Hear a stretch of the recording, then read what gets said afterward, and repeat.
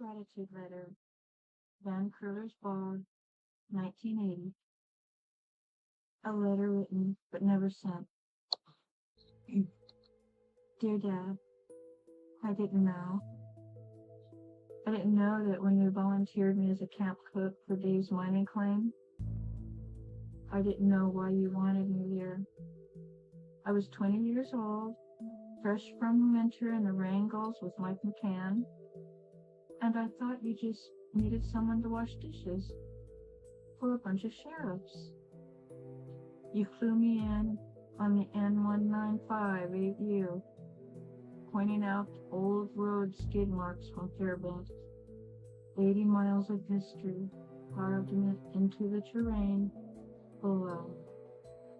You told me about the other mines upstream, where bedrock sat at 100 feet down, and how Van Curler's Bar was different, 10 to 15 feet to the gold, mica schist, full of garnets, and 97% pure nuggets just waiting in the hot sun.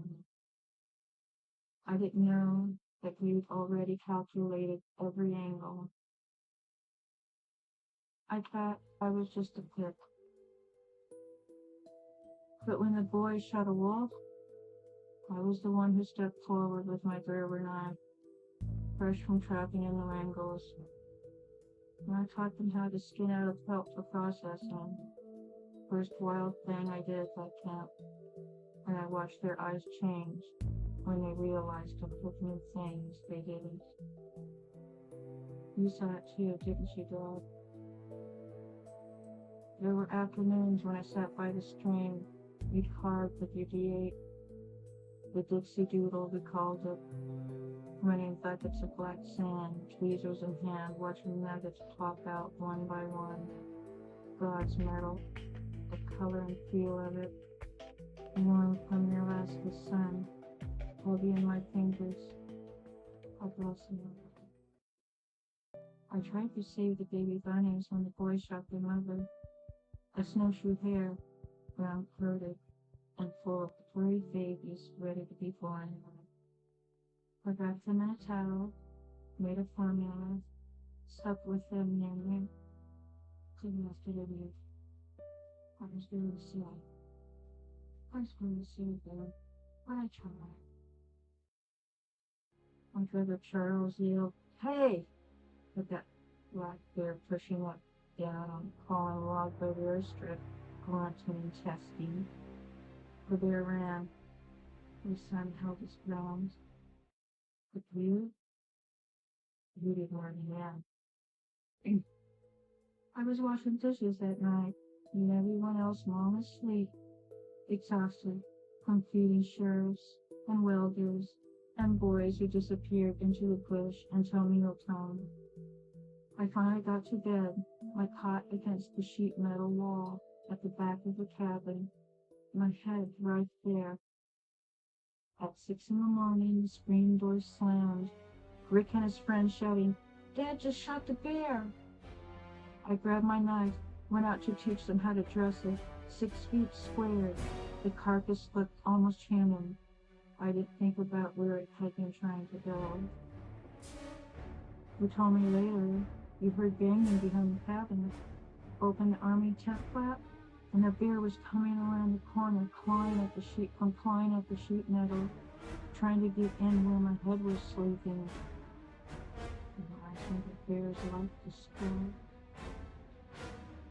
You reached for your 44 mag, stood up, made eye contact with the bear as it came around. Top of the head, center of the chest, X marks the spots. The bear dropped in 2 feet. You saved the whole camp, Dad. You saved me. Well, and when Delgado, one of the sheriffs, wanted to eat it, feisty Italian sheriff with all his confidence, I warned them. Cook it real good, I said. Real good. You could get trichinosis. I told them I'd have nothing to do with it. They cut a 33-gallon drum in half and made a barbecue. 2 weeks later, Delgado had the audacity to ask if I was rinsing the dishes. No, Chuck, the river does the renting for me. Well, they all flew out to see the doctor. Every one of them who ate that bear. Not a single apology. Oh well. When he flew me to Chena Hot Springs, I soaked in the efflorescence alone, happy and alive. I didn't fully understand yet why you'd brought me out to that plane, why you'd put me in that cabin, why you, why you watched over all of us from your army tent with that 44 mag within reach. I know now. You weren't just mining gold, Dad. You were keeping your eldest daughter close in a wild place, teaching her that she could handle wolves and bears and difficult men while making sure she never had to handle them alone. The color and feel of God's metal is something, but the color and feel of your father's protection, that's the real thing. Quickly, you got it. Sure. Vancouver's Park, Circle Mining District, Alaska, summer of 1980.